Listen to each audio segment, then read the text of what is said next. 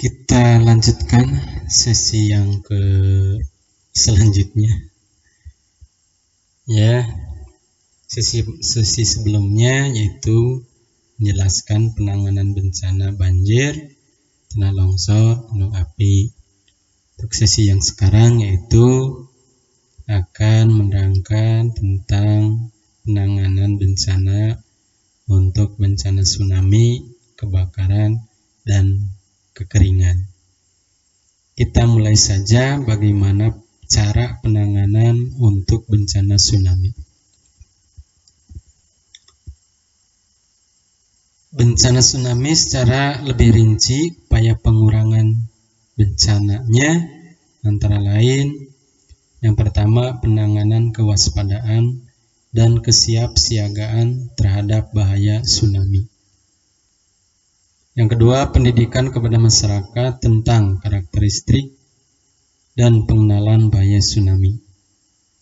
Yang ketiga, pembangunan tsunami early warning system. Yang keempat, pembangunan tembok penahan tsunami pada garis pantai yang berisiko. Yang kelima, penanaman mangrove. Tahu mangrove? Pohon bakau, ya, pohon yang hidup di bibir pantai itu kan namanya mangrove. Lain bakau tembakau paranti undun. Ya, bukan itu. Namanya disebut pohon mangrove. Jadi bakaunya bukan bakau Sunda. Serta tanaman lainnya sepanjang garis pantai untuk meredam gaya air tsunami. Yang keenam, pembangunan tempat-tempat evakuasi yang aman di sekitar daerah pemukiman. Tempat atau bangunan ini harus cukup tinggi dan mudah diakses untuk menghindari ketinggian tsunami. Jadi di Pangandaran itu sekarang itu ada petunjuk-petunjuk kemana harus kita mengevakuasi. Ya, itu mengenai langkah penanganan bencana tsunami. Yang selanjutnya penanganan kebakaran. Untuk bencana kebakaran, upayanya yang pertama pembuatan dan sosialisasi kebijakan pencegahan dan penanganan kebakaran. Yang kedua, peningkatan penegakan hukum. Yang ketiga, pembentukan pasukan pemadam kebakaran khususnya untuk penanganan kebakaran secara dini. Yang keempat, pembuatan waduk-waduk kecil, bak penampungan air, dan hidran untuk pemadaman api. Yang kelima, melakukan pengawasan pembakaran lahan untuk pembukaan lahan secara ketat. Lakukan penanaman kembali daerah yang telah terbakar dengan tanaman yang heterogen. Yang ketujuh, meningkatkan partisipasi aktif dalam pemadaman awal kebakaran di daerahnya. Itu mengenai penanganan bencana kebakaran.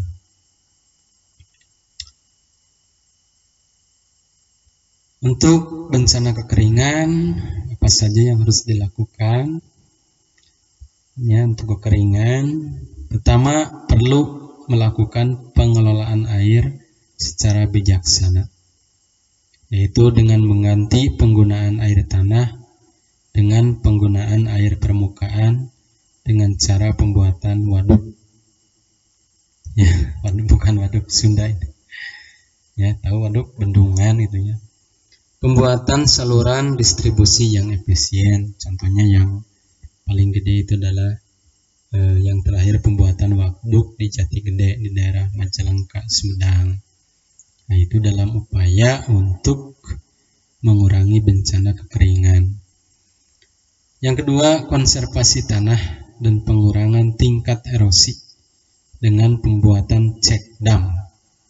Cek dam yang sekarang dibuat itu di daerah Ciakar. Ya, Ciakar sekarang sedang membuat cek dam. Dan reboisasi. Reboisasi itu adalah apa? Ada yang tahu? Adalah penanaman kembali tempat-tempat atau kebun-kebun yang gundul. Itu sebenarnya adalah reboisasi. Pengalihan bahan bakar kayu menjadi bahan bakar minyak untuk menghindari penebangan hutan atau tanaman. Ya, sudah diganti sekarang menjadi gas ya, bukan minyak lagi, tapi gas. Jadi meskipun di kampung itu sekarang itu tidak lagi menggunakan kayu bakar. Itu adalah salah satu upaya ya untuk mengurangi bencana kekeringan, yaitu agar hutan-hutannya tetap lestari karena air itu diserapnya oleh tanaman. Yang keempat, pendidikan dan pelatihan. Yang kelima, meningkatkan atau memperbaiki daerah yang tandus dengan melaksanakan pengelolaan lahan, pengelolaan hutan, waduk, peresapan, dan irigasi.